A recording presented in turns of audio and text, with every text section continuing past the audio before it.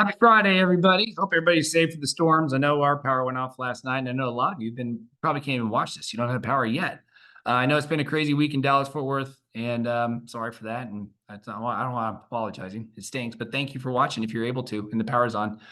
This week we got a lot of like national maps. It's didn't work out that it's not on purpose or not intentional, but it works out that way. Rates, guys, they went up. Yes, this shows down here on this chart, and that's good for today. But the reality is, they've been going up a little bit because of what appeared to be some stronger confidence, economic indicators for confidence levels, things like that. You guys can see, man, remember, red down is bad. No bueno. The last 2 days were good. Right now, at this very moment, we're getting above that trend line, that 50-day moving average. Hopefully we stay there. We'll see.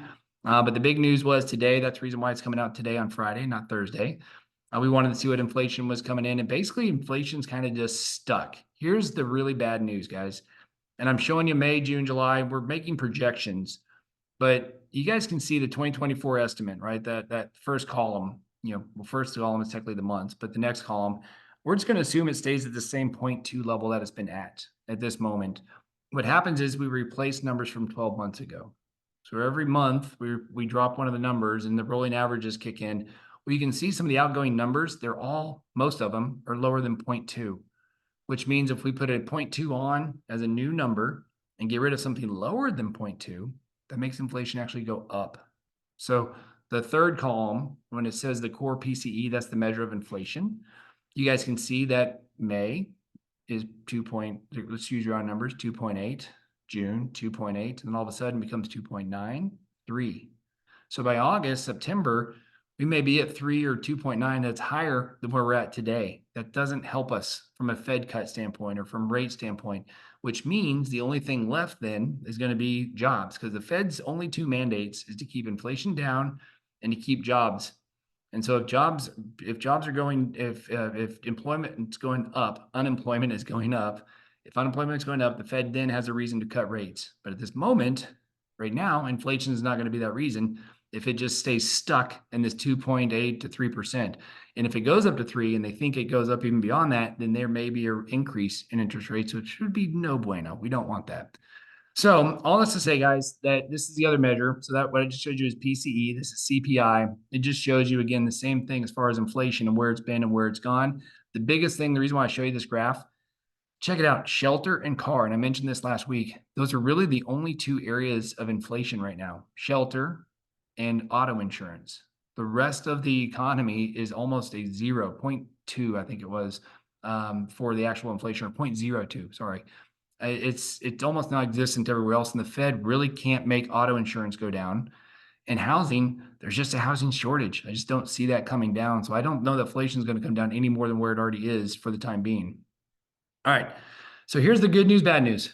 The FHFA, this is basically Fannie and Freddie. Whoever's got a mortgage on their home, this is where how prices have increased in housing. Guys, look at Vermont, killing it. But the U.S. average is that basically the house prices are still going up 6%. So what I just said in the previous slide, housing's not going down. So inflation is still going to be going up or staying the same because of housing and motor vehicle insurance. But check it out. Texas is green. Love it. California, look at you guys coming in some blue. Good for you. Northeast on the west. The rest of us are just kind of holding steady between that 3 and 6%, which I think is the healthy number. So good for everybody. First-time home buyers, this is where they're going. The first on the left is where the states where they're going. Illinois being number one. The states on the right are where their first-time home buyers are not going. They're not going to Mississippi, apparently. I like Montana, but they're not going there. Iowa, check that out. Who knew? All right, local home prices in swing states, because we're coming up to election season, and you guys can see what the housing prices have done. The next slide is going to show it in more granular detail. But the whole point here is they think that if housing prices go strong, then the voters can say, oh, man, things are going great because they feel good. And so this is the county level of home prices in those swing states. Green is obviously good. Check it out. So I just thought that was interesting. Whoever's going to be voting in Nevada, they may not be very happy. I don't know how that changes their votes.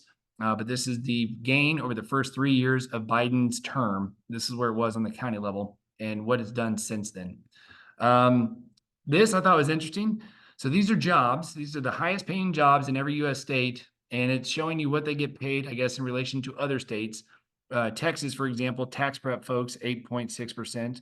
I thought this was interesting. You guys can see like kind of the northern states and even some on the west, like Nevada, Michigan, what is that? Indiana, Ohio, loan officers.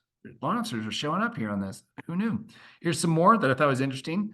Gambling and sports book writers and runners, whatever runners are, it's up 62% in Texas. So maybe that's got something to do with the new owners of the Mavs, which, by the way, go Mavs. But who knew? Real estate agents, there's fewer and fewer. They're going down, down, and down, apparently. So are mortgage people, by the way, but I've already shown that stat a couple of weeks ago. And apparently, supposedly, one analyst, this is one person's opinion, thinks 80% of real estate agents could leave the industry. I think that's egregious, but it is interesting that as business goes down, the professionals who are doing the right things, same with the mortgage folks, the ones that are doing the right things, like us, we're still going to be here.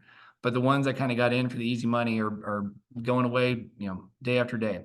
All right, some fun stuff. The Home Alone house. If you got 5.25 million, you can be part of movie history and buy the Home Alone house. I thought that was interesting.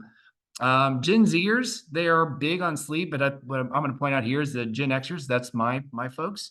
Apparently, we're the most sleep deprived out of any generation in history. So, I, for one, understand that. I feel it. I live it. But get more sleep, guys. You need to get 8 hours, at least 7, if not 8 hours. A dude, this article is ridiculous. This dude put on a suit and purposely got eaten by a snake or tried to get eaten by a snake. And he basically tapped out almost immediately because it sucks apparently getting constricted by a boa constrictor. So if you read the article, you just shake your head and you're like, why? I don't get it. And June 3rd, so what is that? That is Monday, next Monday night.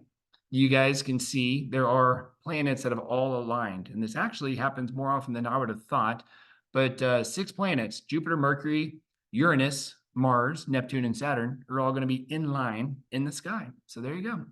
And lastly, the meme of the week, you get a mortgage, you get a mortgage, you get a mortgage. Everyone gets a mortgage if you're the Mortgage Mark team. Call us because we're really good at what we do. I know that's shameless. But that's what I'm going to do. So guys, get social as always. Have a great, wonderful weekend. Hopefully get power restored. Hopefully, we didn't get too much damage. We appreciate you as always. Enjoy your weekend. We will see you next week. And I'm going to go golfing here in a little bit.